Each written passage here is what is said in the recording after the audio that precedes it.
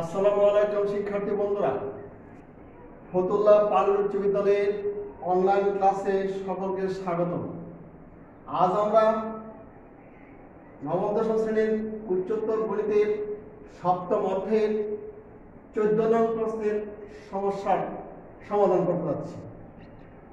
14 কতে আছে 0.27 এর উপর পূর্ণপটিক, আবার 7 এর উপর পূর্ণপটিক আছে। তাহলে এই পূর্ণপটিকের জন্য যাদের উপর পূর্ণপটিক থাকবে তারা বারবার আসবে। যেমন 0.27 পূর্ণপটিক 0.27272727 এরপর এটিকে আমরা সমান চিহ্ন দিয়ে 0.27 প্লাস 27 এর স্থলে দুটো শূন্য দিয়ে পরে আবার 27 প্লাস 1 2 3 4 চারটা শূন্য দিয়ে 0.4টা শূন্য দিয়ে আবার 27 plus dot dot dot dot dot. তার মানে এটি একটি অসীম গুণোত্তর ধারায় পরিণত হলো।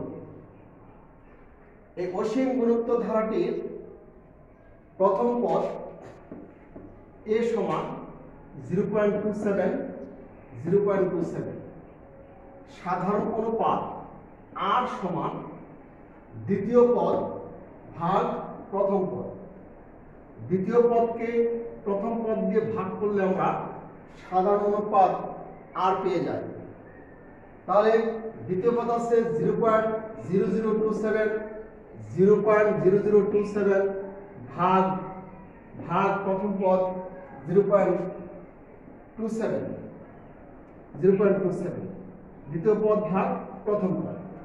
এখন আমরা এটিকে যদি দশমিক বিন্দু ওঠাতে চাই 1 2 3 4 দশমিক বিন্দুর পর উপরে আছে, দশমিক বিন্দুর পর 4টি ঘর 1 2 3 4, নিচে আছে দশমিক বিন্দুর পর 2টি ডিজিট বা 2টি ঘর।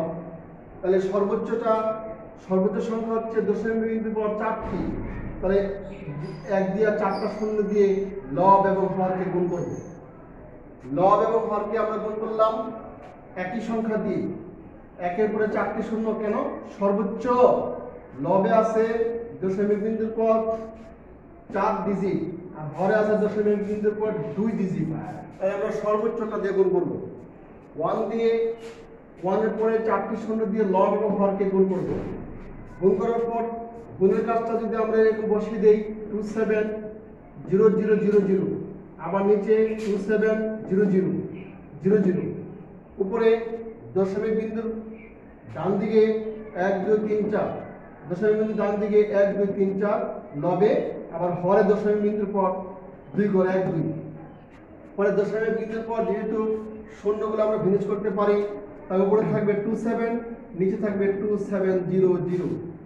এখন আমরা 27 আর 2700 ভাগ করলে উপরে পাবো 1, নিচে পাবো 100।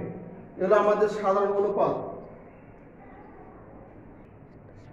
এখন 0.27 সমান a ভাগ 1 মাইনাস r। আমরা প্রথম পদ a এর মান 0.27 আর 1 মাইনাস r এর মান হচ্ছে 1 ভাগ 100। তাহলে 0.27 আমরা হরে লসাগু 100 গুণ 1 100 মাইনাস 1, তাহলে সমান 0.27 আর 100 মাইনাস 1 মানে 99, নিচে 100। যেহেতু লবে 0.27 ইন্টু হর উল্টে যাবে, 100 যাবে উপরে আর 99 যাবে নিচে। তাহলে 27 শূন্য দুটা পারবে গুণ করলে দশমিক বিন্দুর পর দুটো শূন্য থাকবে, যেহেতু 27 2 ঘর দশমিক বিন্দুর পর 2 ঘর থাকবে। পরে দশমিক বিন্দুর পর শূন্যগুলো বাদ যাবে আর 27 ভাগ 99। এখন 9 দিয়ে কাটাকাটি করলে 3 9 27 আর 9 11 99। এটি হলো আমাদের এই অংশটির মূলদীয় ভগ্নাংশের প্রকাশ। ধন্যবাদ শিক্ষার্থী বন্ধুরা।